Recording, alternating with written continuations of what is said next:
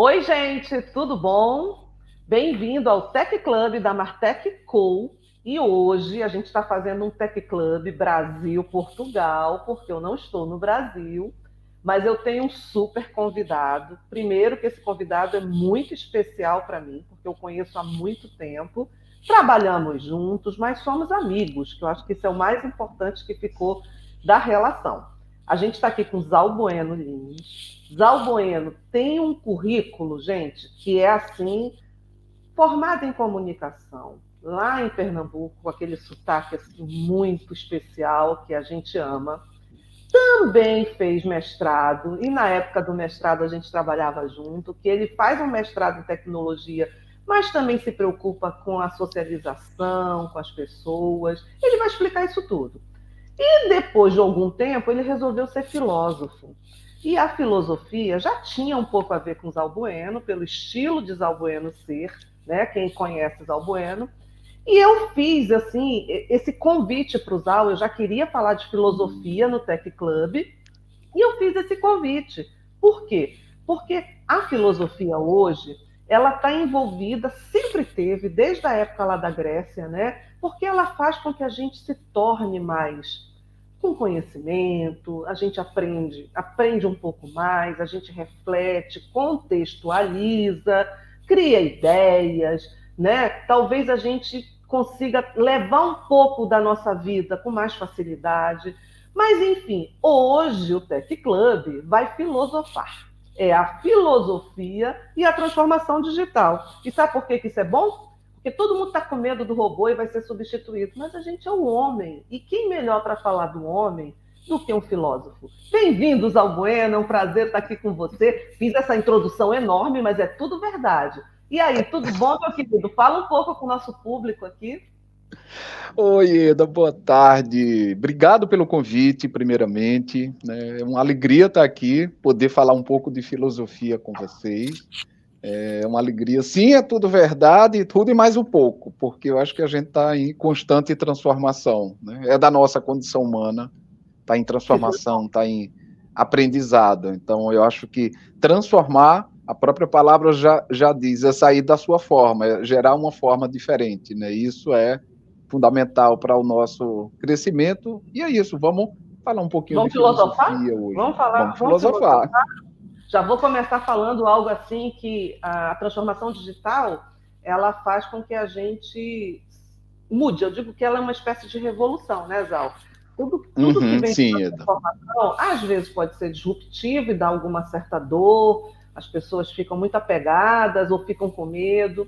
Às vezes ela não é disruptiva, ela já é vista com muita facilidade e você quer aquilo que vai fazer bem, porque o homem busca sempre o bem-estar. Eu busco isso. Então, como eu faço parte dessa casta, categoria, né, do admirável mundo novo, eu estou ali presente. Mas quando a gente olha, o Platão lá já falava que se você quer mover alguma coisa, quer mover o mundo, quer mudar o mundo, mova você. Isso é importante dentro de uma organização. Mas quando eu vou no Steve Jobs, o Jobs lá, com todas as criações dele, e ele é um marco na tecnologia, a gente sabe disso, né? Ele tem essa influência e fez uma mudança de comportamento, uma mudança de geração até com a invenção, que tudo que ele trouxe. Ele já diz que a tecnologia é que move o mundo, né? E o Einstein já diz que se a tecnologia mover o mundo, o que vai acontecer? Tem que prevalecer o homem ou a tecnologia nisso tudo? E aí a gente vai para dentro das empresas, né? E o mundo corporativo é um mundo para fortes. Quando a gente fala de grande empresa, de média empresa, de pequena empresa, é um mundo em que você se relaciona o tempo todo. E existe um propósito que é da empresa, existe uma ideia que é da empresa, e você tem que se adaptar àquilo. Como é que está, então, a filosofia nesse mundo empresas que é feito de pessoas, né? Porque a empresa nada mais é do que um conglomerado de pessoas. Eu passo a bola para você, para a gente conversar um pouquinho, já entrando nesse mundo. É verdade. Na verdade, Eda, eu parto do... Eu vou lá em Tales de Mileto, que é Nossa, considerado... Vou até anotar aqui, hein? Tales de Mileto, gente, anota aí. É considerado quando nasce a filosofia. Ele vai fazer a primeira pergunta, que é a pergunta fundamental da mudança.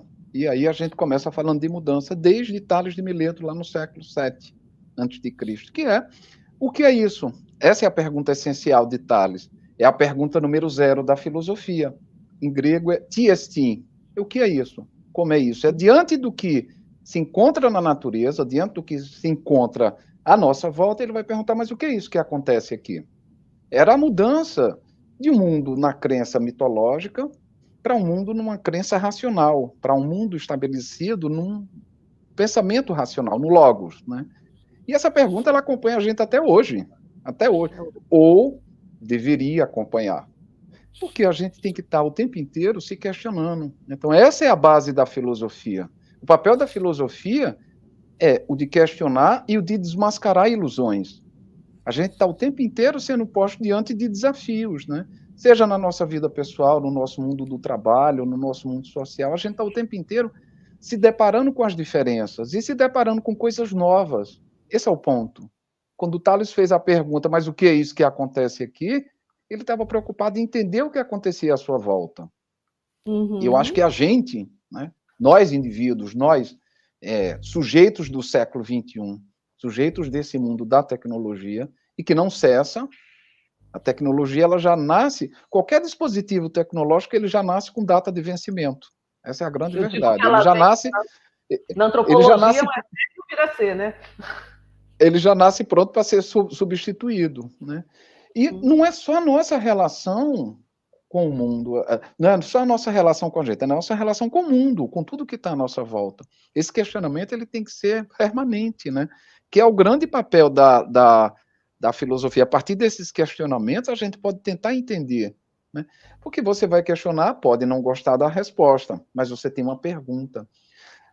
Por outro lado, se você fica, eu costumo dizer, sentado ali no lodo do senso comum, está todo mundo dizendo isso, então eu também vou ficar aqui quietinho, nesse lodo do senso comum, né? Lodo no melhor sentido da palavra, mas essa mudança ela nunca vai acontecer. A mudança ela só acontece quando você se depara com essa diferença, né? E é o papel das diferenças, então é do sujeito para o coletivo, e não é do coletivo para o sujeito. Esse sujeito forte, e você trouxe o Platão, eu traria também o Sócrates, que foi o mestre dele, né? Que ele perguntava qual o grande propósito. O grande propósito da nossa vida é justamente ser feliz, né? E como é que você vai ser feliz? Buscando esse autoconhecimento, buscando conhecer quem é o Zal, quem é a Ieda, mas não é o outro dizendo quem é a Ieda e quem é o Zal. É o Zal e a Ieda olhando para cada um de nós. Então, onde quer que estejamos, eu acho que esse é o grande papel da filosofia, esse questionamento, Ieda. Acho que foi. Nossa, a gente já começou aqui, eu já fiquei assim, reflexiva. E quando você fala desse autoconhecimento, né, que eu acho que isso é o que todos nós devemos buscar, porque a gente tem que melhorar, né? A gente tem que evoluir, né? Eu acho que a gente está aqui para isso. Nascemos para a evolução. E quando a gente cresce, a gente passa por várias etapas da nossa vida, mas a gente chega na etapa que a gente está trabalhando, a gente tem que trabalhar para se sustentar, né? A filosofia nos ajuda, tudo, mas a gente tem que entrar num ambiente que é um ambiente social, né? Que tem todo um propósito, tem valores, tem crenças, né? Tem atitudes que são feitas ali no dia a dia. E tem uma coisa muito forte que eu carrego muito, eu sou muito questionadora com os modelos de RHs que tem hoje dentro das empresas. A filosofia hoje, será que ela consegue ajudar a gente não estereotipar tanto as pessoas dentro do ambiente de trabalho? Como é que a filosofia entra aí no ambiente de trabalho? Porque a gente às vezes exige que as pessoas se transformem todas iguais ao propósito que a empresa quer, mas a gente fala de pessoas diferentes. Como é que você enxerga isso? Nós somos diferentes, apesar de sermos humanos ali da mesma raça, mas nós somos diferentes. Como é que a gente lida com isso no ambiente de trabalho? Eu adorei essa sua pergunta, Ieda. Eu adorei essa sua pergunta. Por vários motivos, né? A gente está em junho de 2024. Junho é celebrado o mês da diversidade, né?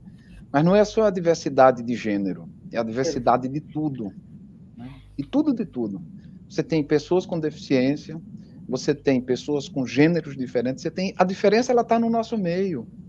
E assim, a gente só consegue crescer, a partir da diferença. A gente tem que abraçar o diferente.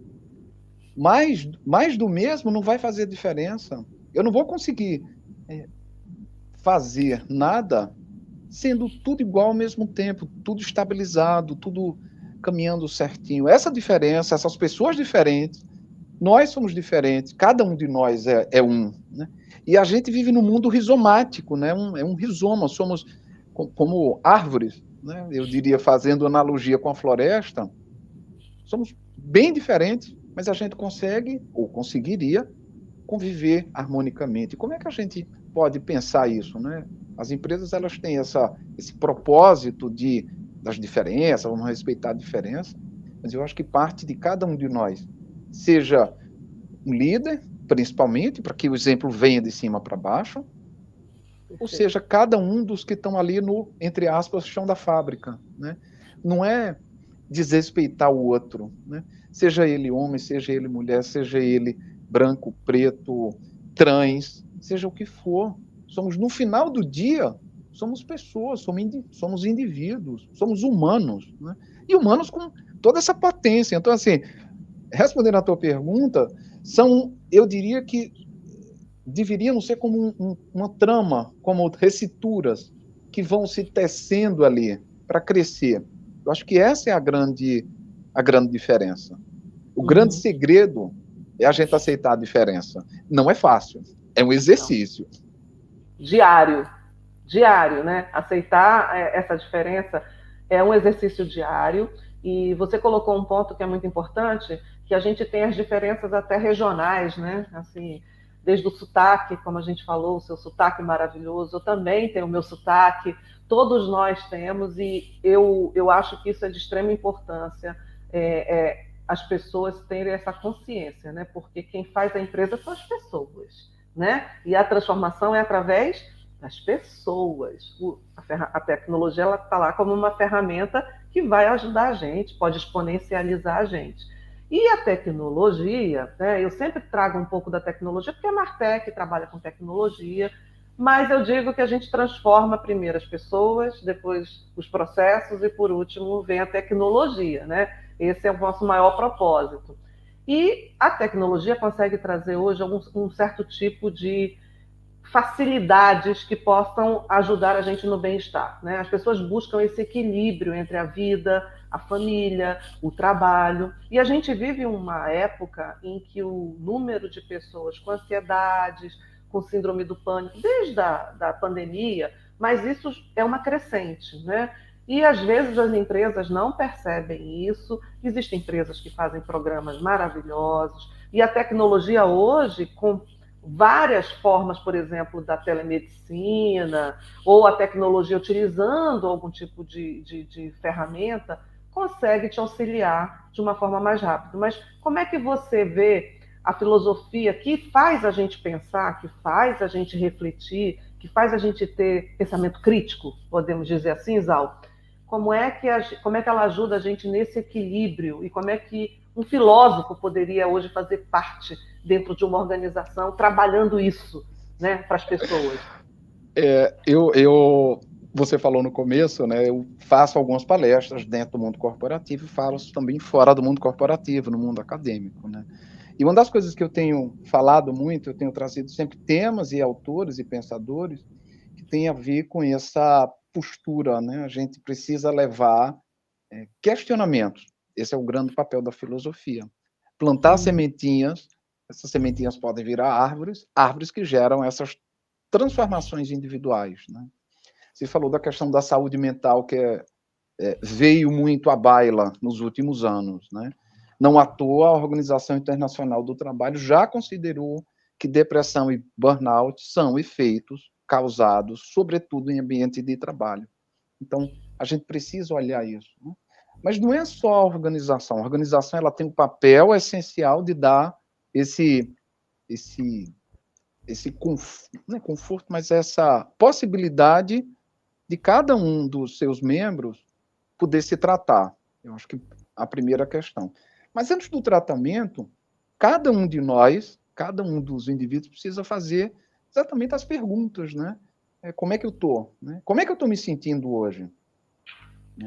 E a gente foi muito levado a ser o sujeito da performance, esse sujeito que pode tudo, e não pode. Nós somos limitados, né? Tem um filósofo contemporâneo dos povos originários, chama Ailton Krenak. Ele acabou de ser eleito para a ABL. Eu gosto muito dele. E ele diz que o homem ele se arrogou, né? Ele acha que pode domar a natureza. E aí ele vai fazer uma analogia o seguinte: imagina se o homem pode domar o Tapajós ou domar o Amazonas, né? É uma analogia muito lúcida para trazer esse sujeito que se sente o centro do mundo, deslocar esse centro. O homem não é o centro do mundo. O homem não, ele é parte desse mundo, mas ele não é o centro. E aí, voltando à sua pergunta, quando a gente se vê dentro da organização, a gente precisa ter essa coragem de se questionar. E quando eu faço as minhas palestras dentro desse mundo corporativo, eu procuro levar certos questionamentos através de certos pensadores ao longo da filosofia. Então, eu trago, às vezes, desde um pré-socrático até o Krenak. Eu já fiz algumas palestras do Krenak, e ele tem essa potência provocadora.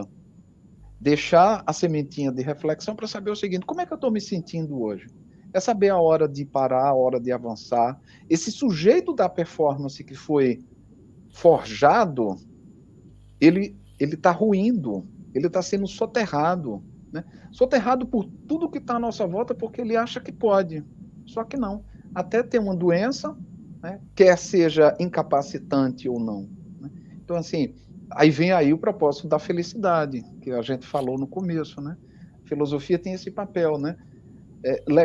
Parece muito romântico, né? A gente fala assim, tem que ser feliz. Não, não é ter de, mas o grande papel da filosofia é proporcionar, e aí eu diria que uma vida mais tranquila, uma vida mais serena. Não é nada fácil. Por isso é um exercício de filosofia, um exercício de sabedoria, né? Como você disse, esse amor à sabedoria, ele precisa estar com a gente o tempo inteiro, né? Então, eu acho que esse é o grande papel, Ieda. E a gente precisa olhar para esse indivíduo. Esse indivíduo está enfraquecido psiquicamente, enfraquecido espiritualmente, no melhor sentido da palavra, né? Quer seja porque ele se acha o centro do mundo e não é, aí vem o fracasso, né? Não atua uma das piores, não atua uma das piores palavras do vocabulário anglo-saxão é loser, né? Isso não é o fim do mundo. Isso não é o fim do mundo, é só uma constatação como indivíduos, né? E aí eu falei um pouco atrás que a gente precisa ter esse indivíduo fortalecido, mas é do indivíduo para o coletivo. O coletivo que vai dar a nossa base. Nós somos sujeitos individuais, não deveríamos ser individualistas, e somos esse sujeito parte de um coletivo, né? É nessa coletividade, nessa partilha, que a gente vai crescendo. Mas como eu estava falando, Ieda, a gente precisa ter esse indivíduo fortalecido. Esse indivíduo fortalecido se reconhecendo seus valores, suas limitações e suas capacidades. E quando eu falo limite, o limite é essa fronteira até onde cada um de nós pode ir, né? Se você sabe nadar, você tem a capacidade de nadar, mas você não vai poder nadar em um rio caudaloso, porque o rio é mais forte do que você. A habilidade que você tem de nadar é nada diante desse rio, que está lá, uma potência infinita da natureza, né? Então, esse indivíduo fortalecido, e o fortalecido reconhecendo os limites. Eu acho que a gente precisa reconhecer esses limites, né? Então, tem empresas que têm programas de apoio psicossocial, que é fundamental, né? Mas eu acho que precisa ter uma reflexão de cima para baixo, da liderança para baixo. Precisa reconhecer no outro. Não é que o outro não pode dar. Ele não está dando o melhor de si, ele não está com bom desempenho, né? Acho que a gente precisa mudar esse vocabulário também, né? Precisa olhar no olho do outro. E olhar no olho da Ieda, puxa, Ieda não está bem hoje. Ou Zal não está bem hoje. É disso que eu estou falando. É de olhar o indivíduo com o indivíduo. E não importa o que venha de inteligência artificial, de máquinas, Isso sempre existiu, esse avanço tecnológico sempre existiu. A Hannah Arendt, que é uma filósofa que eu gosto muitíssimo, ela tem um texto de 1958, só fazer um comentário da Hannah, Ieda. É um texto que ela vai falar a condição humana. Ela escreve em 1958, um ano depois de ser lançado o Sputnik, que foi o primeiro artefato, o primeiro satélite artificial construído pelo homem. E ela ficou espantada com aquilo. E ela faz várias reflexões sobre a condição do trabalho, automação. Veja, uma filósofa em 1958 falando de automação. A gente está em 2024 falando disso. Então, assim, isso não é novo. Assusta, mas não é novo. O que a gente precisa? Né? A gente precisa olhar para a gente precisa ser esse indivíduo crítico. Crítico até ao ponto de dizer, chega para mim, não dá mais. Mas não é se curvar diante de situações achando que você é esse sujeito indestrutível, porque não somos. Não somos. Verdadeiramente não somos. Somos fracos. Somos poeirinha cósmica, como diriam os filósofos atomistas. Você colocou um ponto aí que eu achei muito, muito interessante. O olho no olho, não adianta você... eu digo assim, RH, vamos nos modelos de feedbacks, ferramentas de feedback, visão 360, visão, tudo isso. Mas, no final das contas, o quanto você sabe daquela pessoa, o quanto você sabe, porque você sempre quer uma performance numérica, né? Binária, ou você fez ou não fez, né? É sempre uma análise muito assim. E isso faz com que as pessoas se tornem muito competitivas, e essa competição, às vezes, gera também um ambiente corrosivo, que vai existir, existe na nossa vida e vai existir dentro das organizações, né? E com a tecnologia, que hoje ela começa a delimitar, se você não tem uma certificação, se você não for da área técnica, se você não for um engenheiro, se você não for um desenvolvedor, você não vai ter mais espaço no mercado. Eu acho isso de uma falácia horrorosa, porque as relações humanas vão muito além disso, né? E a máquina precisa saber ter perguntas boas, e a filosofia nos ajuda a ter perguntas boas. Eu estou errada, Zal, porque não adianta você só ter uma inteligência artificial se você não sabe perguntar, se você, depois que pergunta, não sabe contextualizar, criticar, entender, tomar decisão. Isso tudo é um papel organizacional que a empresa busca nas pessoas. Isso está sendo praticado? Eu acho que a filosofia, o pouco que eu estudo, né, para mim, né, para o meu crescimento, me ajuda muito, me auxilia muito. E eu não vejo isso com os RHs. E me preocupa a tecnologia nos RHs, porque as tecnologias hoje, até de fazer entrevistas, hoje estão com ferramentas digitais. Eu sou da área digital e poderia estar dizendo, ótima, eu até vendo isso, mas o quão isso é ótimo? Será, o que eu quero numa entrevista, por exemplo, hoje, totalmente feita digital? O quão eu ganho com isso? Porque a entrevista já é na entrevista você é tudo, depois é que tem aquela piada, né? Você estava no céu, depois é que você vai começar a trabalhar, que você entra no inferno, e você vai ver. Como é que você vê isso nesse mundo hoje, dessa mudança que é necessária? Porque a transformação também começa aí, né? No recrutamento, nas pessoas, como essas pessoas estão preparadas, não é só aquela formação hard skill, tem os soft, eles usam os nomes lindos, soft skills, né? Mas além disso, o homem, como é que a pessoa está aí nesse mundo?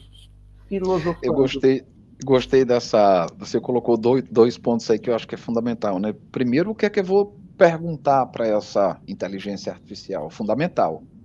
Se eu, como pessoa, eu não consigo formular minimamente um argumento de pensamento, né? Um argumento de pensamento mesmo, um argumento genuíno, um argumento autêntico, né?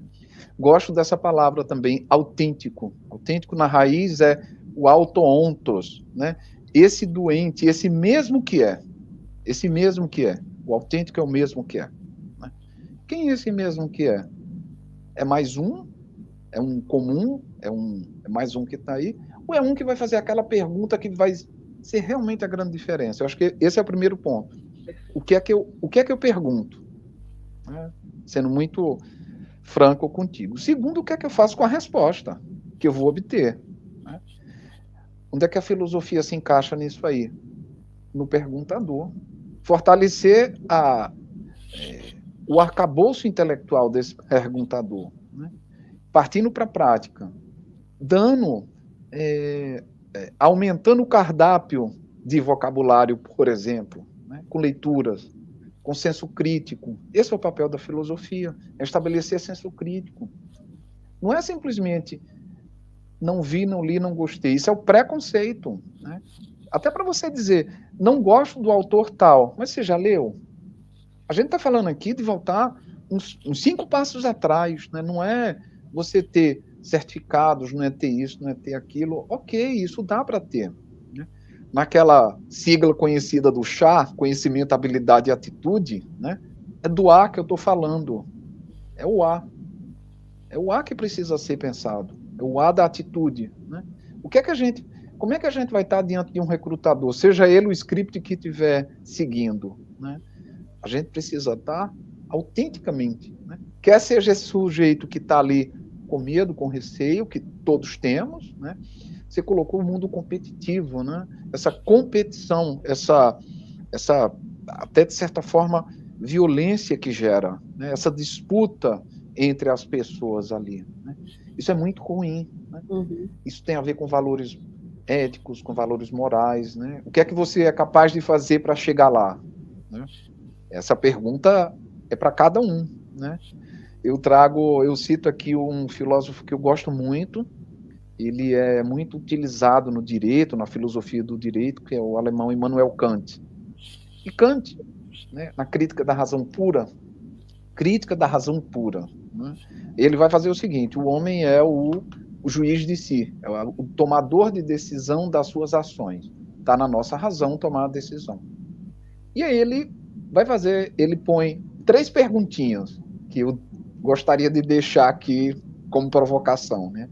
Antes da gente pensar em fazer qualquer coisa. Quero, devo, posso. Quero fazer isso? Eu posso fazer isso? Eu devo fazer isso? São perguntas de cunho ético e moral, mas ao mesmo tempo são perguntas que elas têm que nortear tudo na nossa vida, tudo. Porque é do sujeito para o coletivo. Né? Quer seja esse sujeito inserido no ambiente corporativo, quer seja esse sujeito social que vai para a rua, quer seja o sujeito, um morador de um condomínio que pode abrir a porta do elevador ou pode não abrir a porta do elevador. Dando um exemplo muito raso aqui, mas assim, esse quero, posso, devo, do tio Kant, ele é fundamental para as nossas vidas. E isso, quando você falou eu quero, eu posso, eu devo, isso me lembra meu marido, porque o Flávio faz essas perguntas o tempo todo. Eu quero, eu posso, eu devo, entendeu? Ele fala sempre isso. Mas eu acho que isso são 3 palavrinhas simples, né? Em que às vezes a gente, como profissional, e eu acho que como profissional, a gente é que busca o nosso crescimento, às vezes a gente joga também na empresa a culpa, né?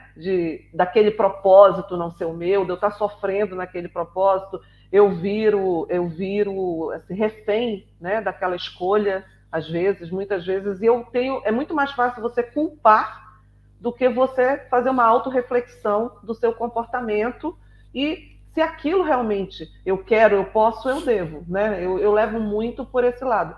E eu falo isso com muita tranquilidade, porque eu fiz essas 3 perguntinhas quando eu mudei minha carreira, né? Eu quero, eu posso, eu devo. Faz parte da minha história isso aí.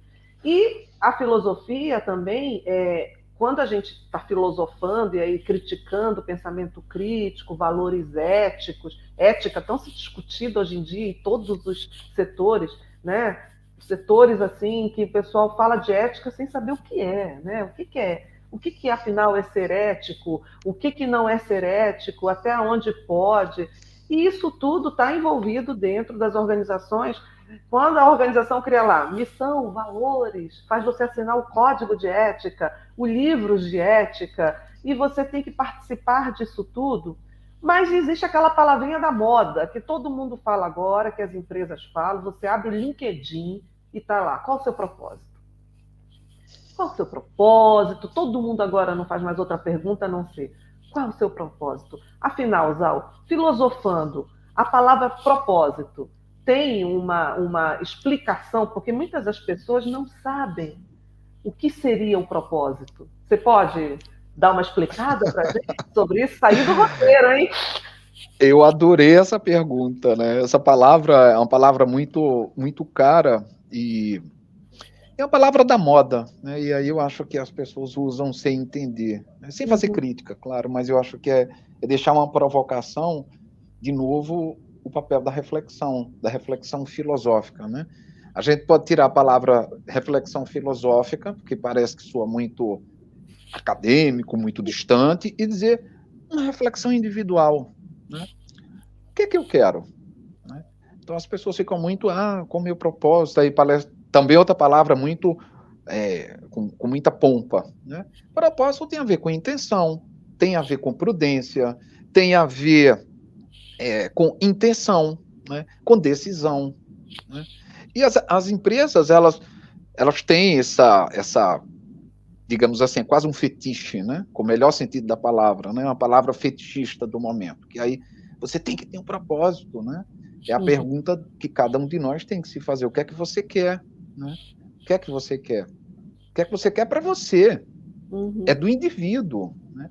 Quando a gente fica assim, a empresa, ela é um meio. Eu sempre pensei isso, muito antes da filosofia, né? Qualquer atividade que você faça é um meio, não é um fim. O fim é a nossa vida, o fim é a relação, o fim é o que você quer para você, né? Como indivíduo, não indivíduo sujeito, não indivíduo individualista, né, que só pensa em você. A gente não estou aqui falando de egoísmo, estou aqui falando de um sujeito forte, um sujeito que se conhece, que sabe os seus limites, né, até onde eu posso ir, né? Fazendo o link com a pergunta anterior, né, com o comentário anterior da competição, né? Então, assim, eu tenho que ter um propósito. E às vezes o indivíduo se põe a fazer alguma coisa que ele não está minimamente feliz, mas tem que ir lá acordar, tem que ir lá todo dia, né? Tenho que me motivar, né? Tenho que achar um propósito, né? As pessoas não sabem nem qual é o que é o propósito, né? Mas, assim, é procurar se questionar, né? O Marco Aurélio, que é um filósofo estoico, né? Foi general, foi imperador, eu gosto muito do Marco Aurélio, e ele tem uma pergunta, né? Por que me levantar da cama? Nas meditações dele, ele vai fazer essa pergunta: por que sair da cama hoje? Por que me levantar? Quantas vezes a gente já não se fez essa pergunta, né, na nossa vida? Tá ali, você não está minimamente com vontade de ir, mas não é ir para o trabalho. O que Marco Aurélio vai dizer é ir para esse universo todo que se abre para a gente todo dia, esse universo que foi dado pelo cosmos, pela divindade. Não estou aqui falando de crença religiosa. Existe tudo que há aí, essas pessoas que têm à nossa volta, esse conjunto de valores que a gente tem à nossa disposição. É disso que a gente está falando, é disso que eu estou falando. Eu tenho que me levantar porque eu tenho que ir para uma reunião 8h30. Tem que ir para uma reunião 8h30. Mas antes de ir para a reunião 8h30, quem é você? O que é que você quer? O que é que você quer para você hoje? Eu acho que essa é um propósito. Está aí uma palavrinha. Está aí a resposta. O que é que eu quero para mim? Né? Até o ponto de você chegar a dizer, hoje eu não quero isso. Tem a ver com a questão da harmonia individual, tem a ver com a questão que a gente falou há pouco, da saúde mental. Né? É saber um pouco a hora que tem que parar mesmo, procurar um tratamento. Né? Não é defeito procurar um tratamento hoje. Muito pelo contrário. Né? É inteligente. É inteligente. Eu acho que é um discurso de inteligência. É um discurso de inteligência.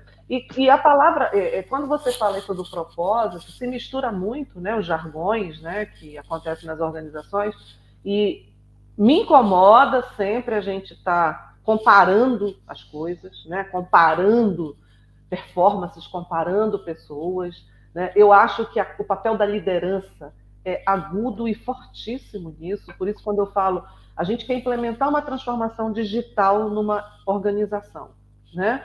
A transformação digital, a gente sabe que vai mexer com o quê? Vai mexer com aquela atividade que aquela pessoa faz no seu dia a dia, que ela está acostumada a fazer, e que ela acha que a pessoa que vai querer implementar alguma coisa não sabe o que ela faz. né? Então, tem a ver com processo, aqueles processos que estão dentro da organização, o grau de organização da empresa. Quando a gente fala organização de empresa, é o quanto essa empresa está organizada, organizando com pessoas, com tudo que tem ali dentro. Então, quando a gente olha a transformação digital, ela pode ser boa e ela pode ser ruim, dependendo do grau de maturidade que tem as pessoas dentro da organização e o grau de maturidade da própria organização. E aí tem vários conceitos aí de conhecimento digital, né? Tem vários temas que a filosofia navega dentro dessa estratégia e que ela consegue dar uma apoiada, eu falo, uma parada para a gente refletir. Eu digo que um gerente de projeto, quando ele lida ali com aquele grupo, com diversas pessoas, ele deveria aprender no curso de gerência de projetos filosofia, que é compreender, ter senso crítico, saber dialogar, saber ouvir. O que você acha disso? Estou muito louca, Azal? Estou aqui. De jeito nenhum, Ieda. Você falou aí de gerente de projeto, né? Quando o sujeito vai desempenhar aquela atividade e vai lidar com vários players em times diferentes, em graus diferentes, né? Uhum. E um dos pontos que a gente deveria estar sempre olhando, primeiro é entender que vamos ter diferenças. A gente falou um pouco aqui antes. Não somos iguais. Ainda bem, ufa, ainda bem que não somos iguais, né? Porque só assim a gente cresce. É na diferença que a gente vai crescer, né? Mas na diferença, e aí é o grande papel crítico que a filosofia traz, não é a diferença, eu vou crescer na diferença, então, com respeito. Eu preciso entender o meu espaço, eu preciso entender o espaço do outro, né? Uhum. Esse é um princípio fundamental. Princípio, valor, conjunto de valor, né? Palavrinha ética, né, que você falou há pouco, eu fiquei aqui pensando, acho que vale a pena a gente só retomar, relembrar o conceito, né, que é do grego ethos, conjunto de valores. Eu costumo traduzir ethos como esse repositório, onde se abarca todos os meus valores, onde se abarca os valores da Ieda. Esse ethos também é casa, né? Então, assim, essa casa de valores que a gente carrega, né? Para o bem e para o mal. Para o bem e para o mal. Então, como é que eu vou agir, né? Eu vou agir a partir desse conjunto de valores, seja como gerente de projeto, seja como cozinheiro, seja como qualquer papel que você vai desempenhar na sociedade. Qualquer papel.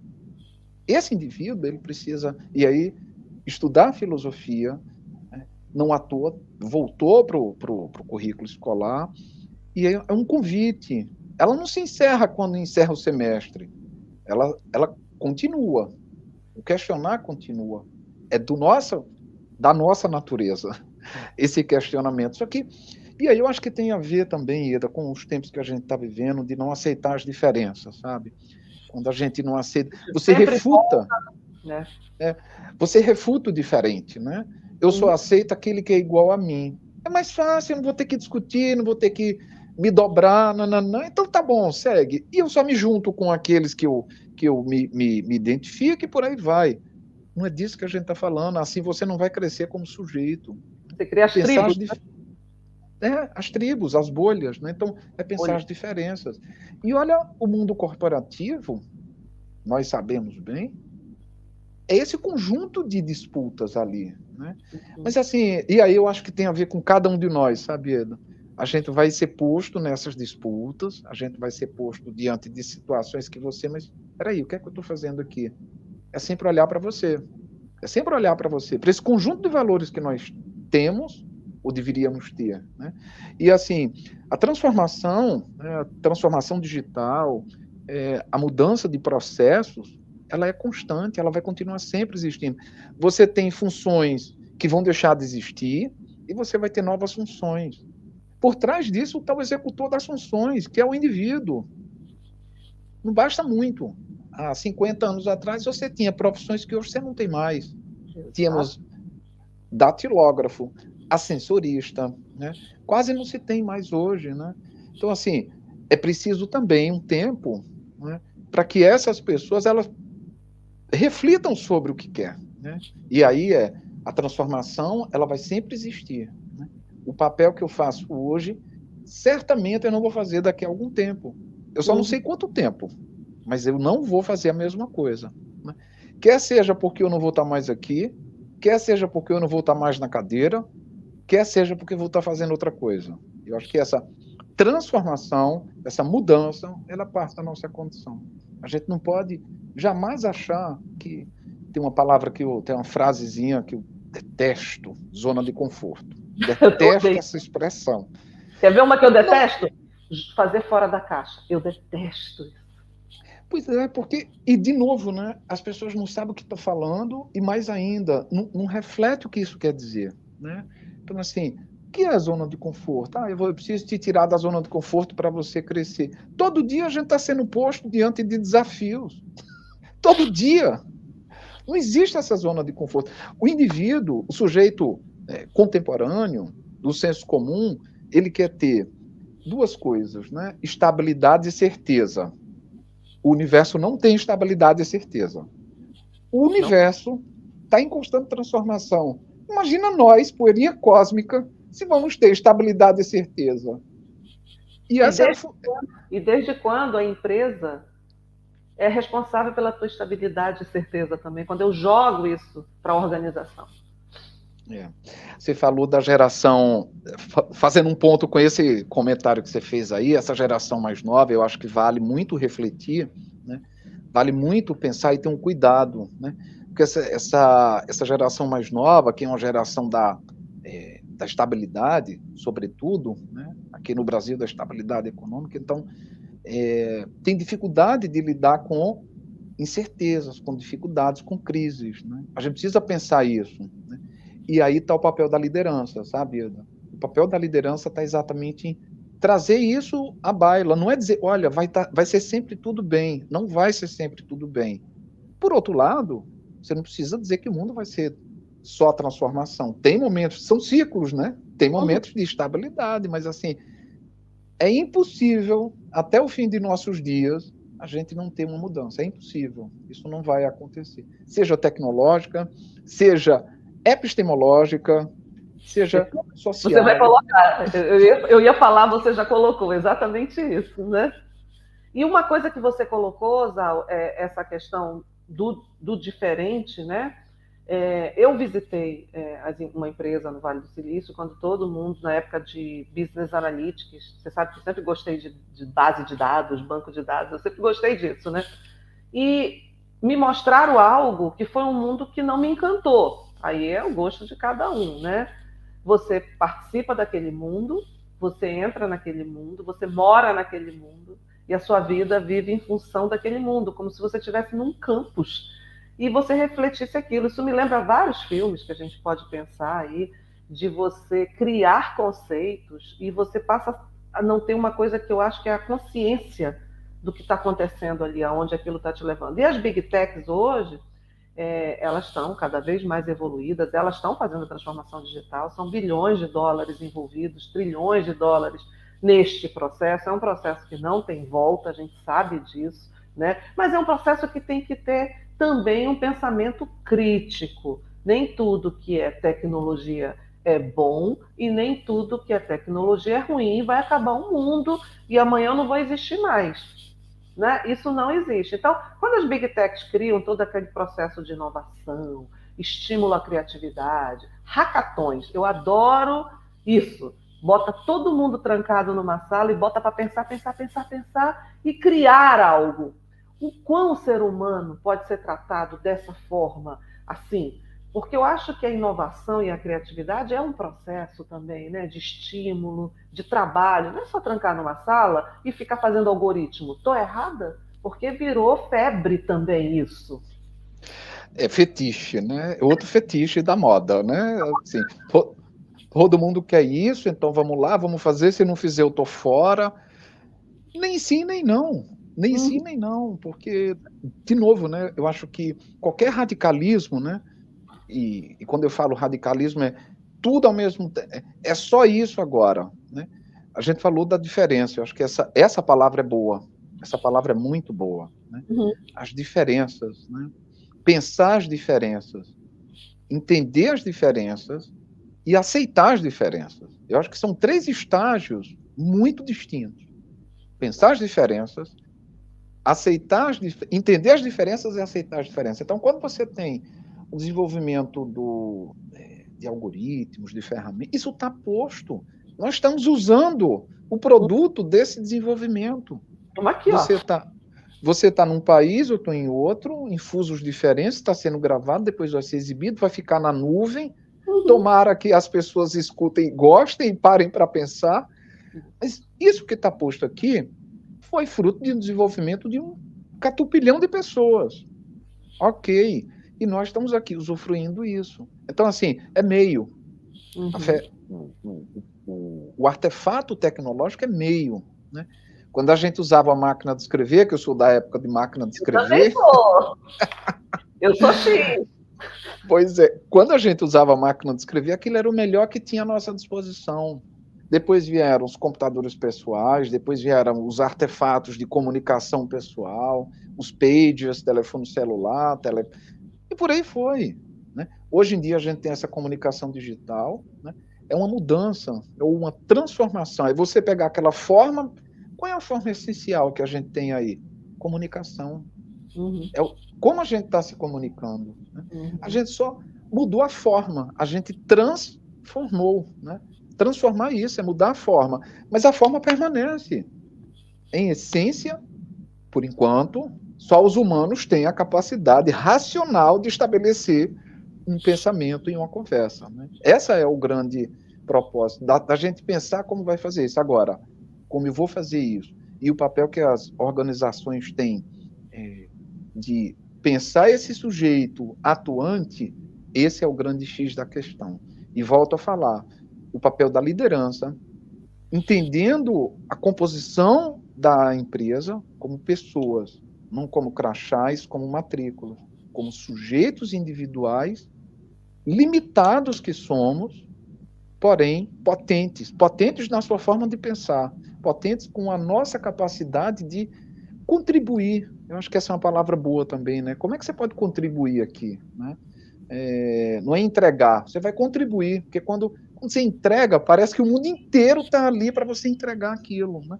E contribuir tem a ver com partilha. Aquele carregando a pedra. O mito de Sísifo, né? Que ele sobe até lá o topo da montanha com a pedra, ele vai rolando a pedra, quando chega lá em cima, a pedra cai e ele tem que voltar e continuar. Isso é exaustivo.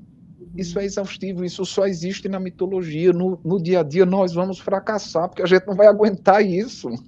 A gente não é Sísifo.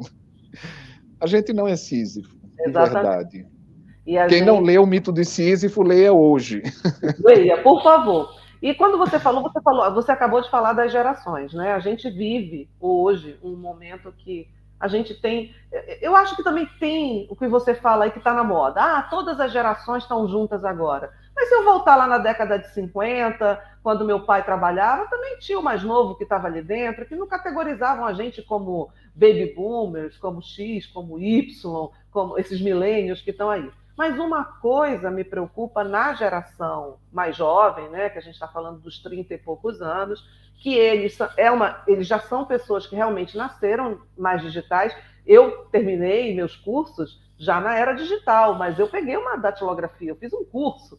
A, S, D, F, G, C, cedilha, L, K, J, H, eu vim dessa geração, eu li a Barça, né? Então a gente já tinha o conhecimento na mão, era só você querer. A forma que eu tinha era a Barça. Hoje eu tenho a internet, hoje eu tenho a IA, que eu posso fazer a pergunta e dar uma resposta. Mas quando eu olho essa geração, Zal, que eles são o Generation Me, criam esses nomes todos, rótulo, odeio prototipagem, nós não somos um produto para ser vendido fisicamente, a gente não pode prototipar o homem é muito maior do que uma prototipagem, mas com esses nomes que são usados no mercado, essa geração tem um pouco de mídia social, de ser aceito, né? Narcisista, né? Até categorizam eles. Eu não gosto de dizer que são todos, tem muita juventude aí bombando, trazendo ideias e fazendo a gente repensar conceitos, né? Porque eles são mais abertos, né? Aceitando mais diferenças do que as gerações antigas não aceitam.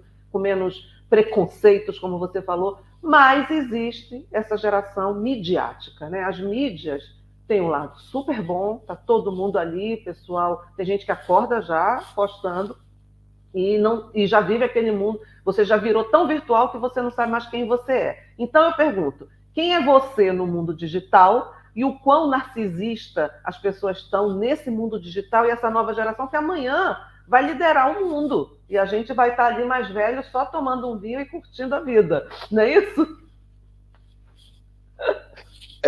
É sim, Eda. Esse mundo digital, né, ele é um mundo que não dá para você não estar nele, não estar no melhor sentido, né? Eu tenho vinil, mas ao mesmo tempo eu uso o Spotify. Eu tenho a vitrola, né? Mas eu tenho o Spotify. Eu estou falando esse exemplo, né?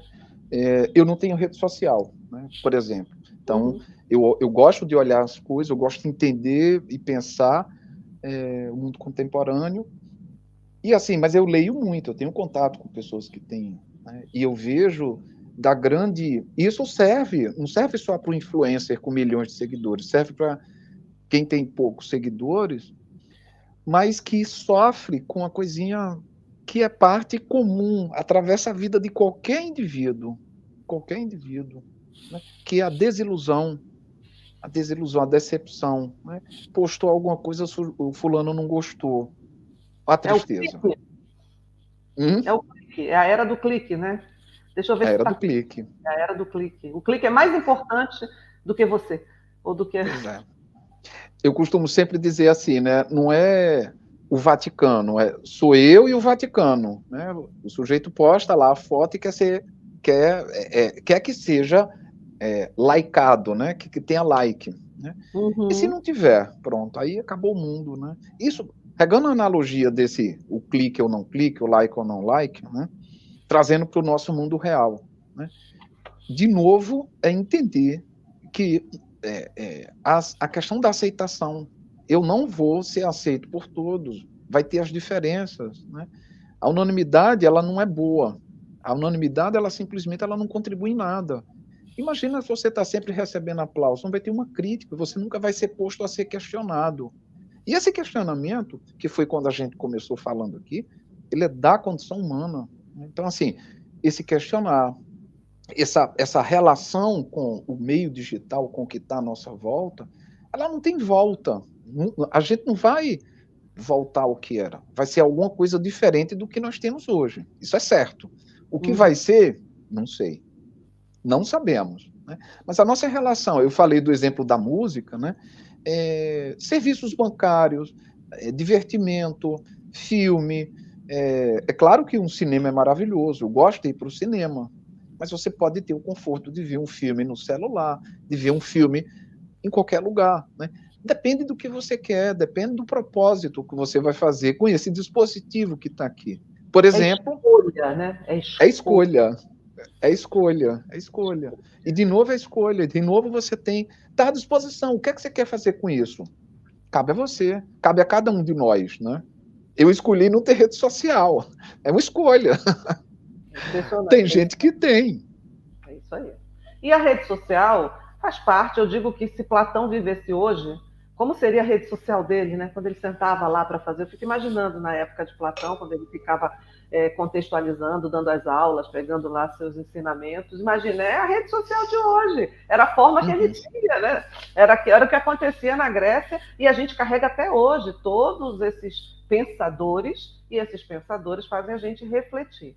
E aí, quando faz a gente refletir, a gente tem quase 1 hora de gravação, Zal. Falta pouquinho aqui. Impressionante como essa conversa é para 2 horas. A filosofia, eu acho que ela faz a gente, ela balança um pouco, se mexe com a psicologia, como eu falo, né? Eu não sei até onde tem essa linha tênue aí, mas você, com um pensamento filosófico, com a sua mente aberta para essa evolução, para entender, para questionar, será que a filosofia consegue fazer uma engenharia reversa no conhecimento da gente hoje e fazer a gente pensar mais, fazer a gente questionar mais, fazer a gente querer evoluir e não se preocupar se vai ser substituído por um robô, se um chatbot vai acabar com a função de um vendedor ou de um call center. Esquece isso, entendeu? Eu acho que tem coisas além disso. Se você se comparar a isso, você vai ser substituído. Como é que vem aí essa reengenharia na nossa vida do pensar, da mente, que eu acho que isso é o mais importante. Porque eu uso a minha frase, ser digital não é opcional. E eu quero que você fale isso, porque eu sei que você tem uma visão bem diferente sobre isso. E quando eu estou falando que ser digital não é opcional, eu não estou falando que a gente tem que virar máquina, você sabe disso. Que a gente já conversou. Fala com a gente. E eu tenho tempo final aqui, né? É uma pena, porque a gente podia ficar aqui horas e ficar conversando. Fala para o nosso público, Zal. Aida, eu acho que o ser, né? Essa questão, quando você põe o ser digital, essa pergunta, ser digital não é opcional, você pode pôr como pergunta ou como afirmação, vai funcionar do mesmo jeito. É verdade. Funciona do mesmo jeito. Porque na essência dessa frase tem o ser, né? O ser, esse verbo de ação, esse verbo que diz o que é. Né? Em grego, no grego antigo, lá na Grécia Antiga, da filosofia antiga, o verbo ser, o eimi, é ser, estar, existir. Né? Então, esse que nós somos, esse indivíduo que nós somos, esse humano que nós somos, inserido nesse contexto social de 2024, ele é um sujeito naturalmente banhado pelo mundo digital. Está banhando a nossa volta. Eu estou ali, eu estou sendo molhado, fazendo analogia com uma água mesmo. Né? A água ela pode subir de nível, pode descer, mas eu vou estar ali banhado com isso. Em todos os aspectos da nossa vida. Né? Você tem da medicina, você tem da aula, embora eu goste do contato pessoal para dar aula. Né? Mas ok, temos esse recurso aqui, por que não? Por que não deixar o recado? Né? Porque o recado ele serve para qualquer indivíduo que esteja disposto. Essa pausa para uma reflexão. Eu acho que esse é o grande papel. Né? E não é aqui virar máquina, a gente jamais vai virar máquina. Nós, em essência, somos humanos. Né? E a pergunta é, o que é que eu faço com essa humanidade que tem dentro de mim? Como é que eu vou tratar o meu indivíduo? O meu indivíduo, meu, e o indivíduo, o outro. A alteridade. Né? Hoje eu costumo dizer, Ieda, eu faço uma reflexão, uma palavra nova, que é altericídio. Né? Eu estou matando esse outro. Matando no sentido de eliminar, de não reconhecer, de simplesmente descartar esse outro. Né? E esse altericídio, esse sim é perigoso, porque esse nos desumaniza. Esse é perigoso. Eu deixo de ser quem sou, em essência, como humano. Né? Humano com todos esses aspectos, a psique, a nossa capacidade racional, o nosso logos, né? A nossa capacidade de amar. Em grego tem 3 formas de amar, 3 verbos para dizer amar.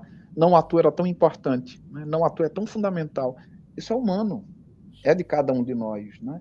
Então, assim, é esse humano que vai pegar o crachá e trabalhar, é esse humano que vai se sentar daqui a pouco para fazer um trabalho remoto, é esse humano que vai para o supermercado, é esse humano que pega o transporte público, é esse humano que está inserido. Né? E aí eu trago também a questão do respeito ao próximo, seja ele em que nível você esteja, colega de trabalho, de um líder para um liderado, de um colega para um colega, para qualquer um.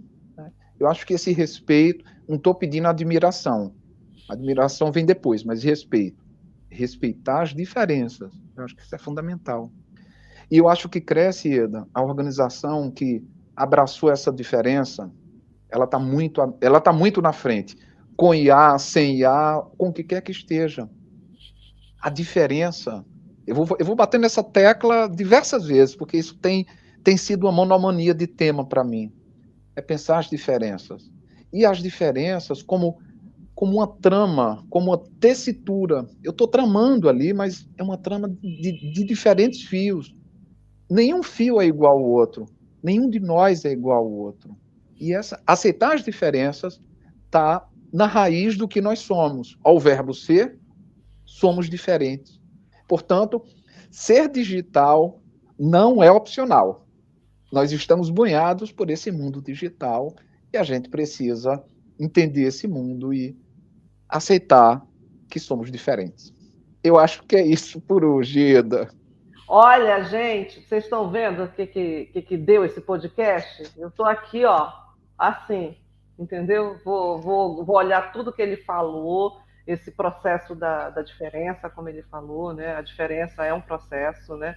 Então, esse processo distingue tantos temas, toda essa parte do campo relacional, e eu acho que o profissional ele tem que lembrar o seguinte: a gente vive num campo relacional, né? E relação são diferenças, né? No dia a dia, eu acho que, na minha simples visão, não sou uma filósofa, por isso que eu queria trazer um filósofo, e o Zal aqui para mim era o melhor de todos, porque eu já digo para vocês, ele já era filósofo antes, quando ele já era de tecnologia, porque ele também é um executivo de tecnologia. Então vocês pensam que estão falando com um filósofo só, mas é um cara que tecnicamente manja muito, conhece pra caramba, e navega no mundo da operação do piso, então ele também conhece. Então é por isso que eu estou falando, ele tem essa sabedoria, e eu acho que sabedoria é amor, como você falou, tem a forma de amor, né, Zal? A sabedoria também é um amor, porque quando você abre a sua mente para uma sabedoria, eu acho que você cresce, você evolui de alguma forma, e tecnologia é evolução, então a tecnologia então, é um reflexo da evolução do homem. Cada vez que o homem evolui, a tecnologia fica ali atrás e vai amparando e vai sendo o resultado disso. Seria isso, se a gente for comparar ali. E parem de ficar com medo de perder suas funções, porque só perde função quem procrastina, né? Não, outra palavra da moda, que está na moda, mas uma palavra muito séria, né? Uma palavra muito séria. Seria isso, Zal? Procrastinar também é uma palavrinha muito forte, muito pesada, muito que é jogar para frente, né? É que nem é você adiar as coisas, né? E aí você falou de medo, né? Medo de perder, né? Tem um filósofo que eu gosto muito, que é o Baruch de Spinoza, o Bento de Spinoza. Você sabe que eu gosto, né? Eu sei, por isso que eu estou trazendo, né? E ele vai dizer que o medo ele nasce quando a gente tem a nossa alma enfraquecida, quando a gente enfraquece a nossa alma. No melhor sentido, não é alma religiosa, né, mas alma nessa potência de razão. Então, quando eu diminuo isso, se origina... Alô? Tá normal. Pode seguir. Ah, tá. Não, porque para mim travou, desculpa. Não, tá tranquilo, tá normal. Ele vai trazer justamente o medo se origina na impotência do ânimo, na impotência dessa vontade, né? E se a gente tem vontade, essa vontade, isso que nos move, isso que nos impulsiona, né?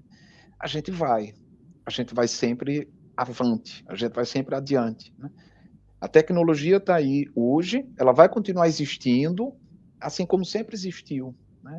Desde os primeiros artefatos, desde as primeiras ferramentas, aquilo era uma ferramenta, aquilo era uma técnica, né? É uma evolução, é uma transformação, né? A gente fala evolução também como uma palavrinha da moda, mas eu diria que é uma transformação, né? Um seguir adiante. E esse seguir adiante ele vai continuar. Mas eu acho que você falou de procrastinar, né? É trazer para o presente, né? É pensar no aqui e agora. E de novo eu vou voltar a falar das relações humanas, né? Eu gosto muito dessa área, a minha área de pesquisa, que é a ética, mas a ética voltada nessa relação do sujeito com o coletivo, né? E é no aqui e agora. Eu só posso pensar aqui. Eu não posso pensar no futuro.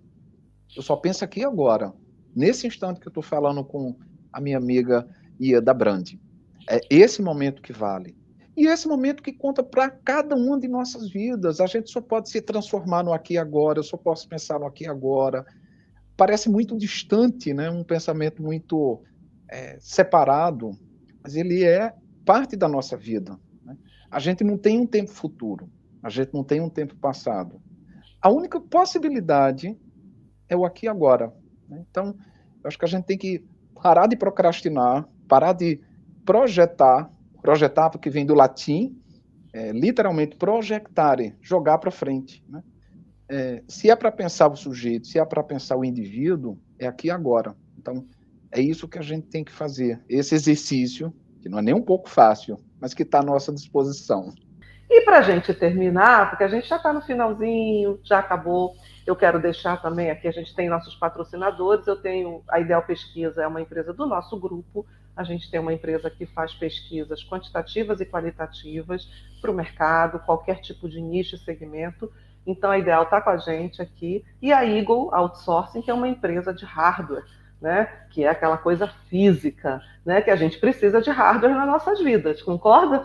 Os hardwares nos ajudam de alguma forma. E ela também ela atua muito no segmento centro-oeste, onde está o mercado agro, mas é uma empresa que está com a gente há 2 anos aí no nosso Tech Club. E eu queria deixar para você, Zal, os minutos finais para você se despedir do nosso grupo. Te agradecer muito, o nosso papo foi assim, ó, delícia. E tem uma frase que eu gosto também, que eu escrevo sempre no meu caderninho do Aristóteles, que é assim, ó, o ignorante afirma, o sábio duvida, o sensato reflete. Como é que a gente vê, não é isso? A gente, de Então você alguma trouxe forma, eu sou os três em alguns momentos, porque quando eu afirmo eu não sei o que é, entendeu? Então, deixa com a gente o teu recado final para o nosso público, né? E é todo teu esse momento final. Ieda, obrigado mais uma vez. Bom, primeiro, agradecer mais uma vez a você essa oportunidade, a Martech, agradecer as empresas que patrocinam esse canal, essa possibilidade que você traz de trazer diversos profissionais das mais diversas frentes. Eu acho que essa diferença é que vai trazer o grande crescimento, a possibilidade da gente crescer, né? Eu fico muito feliz de poder falar de filosofia para esse mundo corporativo, né? Quando eu falo lá na faculdade, eu estou fazendo mestrado lá na UERJ em filosofia antiga e eu participo com meus colegas dos trabalhos que eu faço fora. E eles ficam assim muito surpresos, né? Porque é uma possibilidade, é uma ponte que eu faço e uma contribuição no final do dia e eu me sinto contribuinte de alguma forma, né?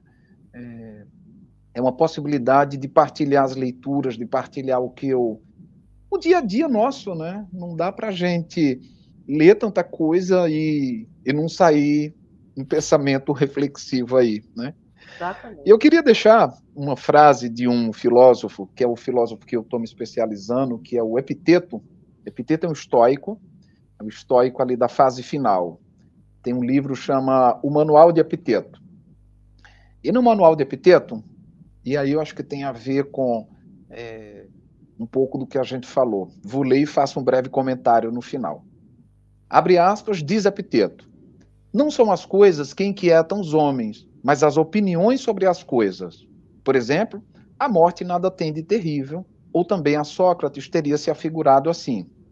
Mas é terrível a opinião sobre a morte, segundo a qual ela é terrível. Então, quando formos impedidos, quando nos inquietarmos ou nos afligirmos, jamais consideremos qualquer outra causa senão nós mesmos, isto é, nossas próprias opiniões. Então, o que é que Epiteto está nos dizendo aqui? Eu acho que vale muito, eu uso muito esse. É o fragmento número 5 dos 53 fragmentos do Manual de Epiteto. O Manual de Epiteto são fragmentos e aforismos que foram coletados pelo Flávio Arriano, que foi um aluno dele. Epiteto, ele vive ali no século I da nossa era. E o que ele está dizendo, nada mais, nada menos do que é ter esse senso crítico, né? Porque não é o problema que me aflige, é o que eu penso do problema. Essa é a grande chave de virada que Epiteto propõe. Muito simples, muito difícil, né? Então, que a gente possa, no nosso dia a dia, nas nossas dificuldades e nas oportunidades, porque a vida não é só coisa ruim, tem coisa boa, né?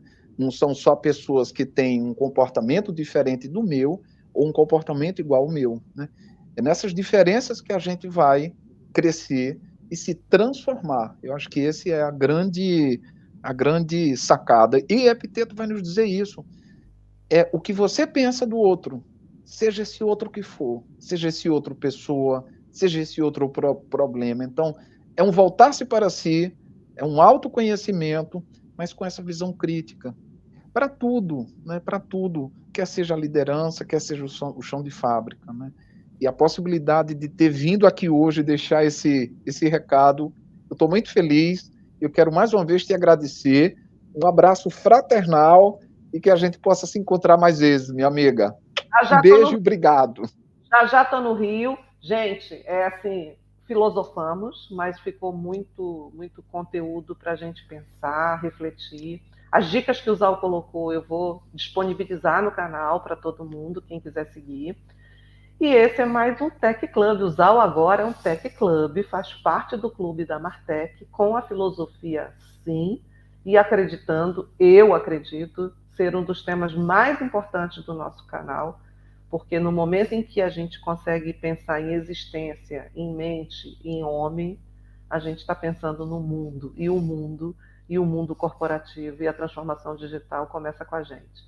Zal, um abraço enorme e a gente se vê em breve. E para você que quer assistir o Zal Bueno e todos os outros nossos programas que a gente tem com os outros executivos, aqui tem diversidade no Tech Club, nós temos tudo, não tem só CEO, nada disso. A gente tem pessoas que têm como contribuir. É só clicar no @martechco no YouTube e se gostar, curte, clica no sininho e compartilha, que a gente sempre vai trazer mais conteúdo bacana com profissionais que são relevantes e que conseguem colaborar para que a gente cresça. Obrigado, Zal. Obrigado a todos. E lembrem, gente, essa é a Martech Co. E ser digital não é opcional. Até a próxima. Tchau, gente. Beijo.